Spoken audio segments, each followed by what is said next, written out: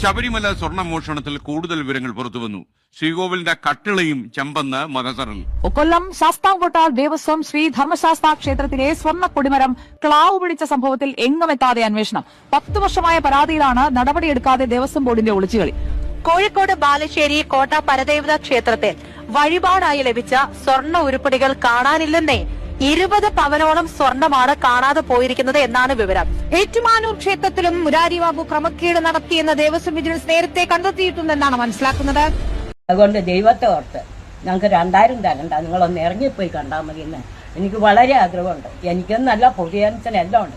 ജനം മടുത്തു, കേരളം ശൂന്യായി. തിരുനെല്ലി അമ്പലത്തിന് 8 കോടിയോളം രൂപയാണ് തിരുനെല്ലി സർവീസ് സഹകരണ ബാങ്ക് നൽകാനുള്ളത്. 2023 മുതൽ തുക ആവശ്യപ്പെട്ടുവെങ്കിലും തിരികെ നൽകിയില്ല. CPM നിയന്ത്രണത്തിലുള്ള ബാങ്കാണ് തിരുനെല്ലി സർവീസ് സഹകരണ ബാങ്ക്.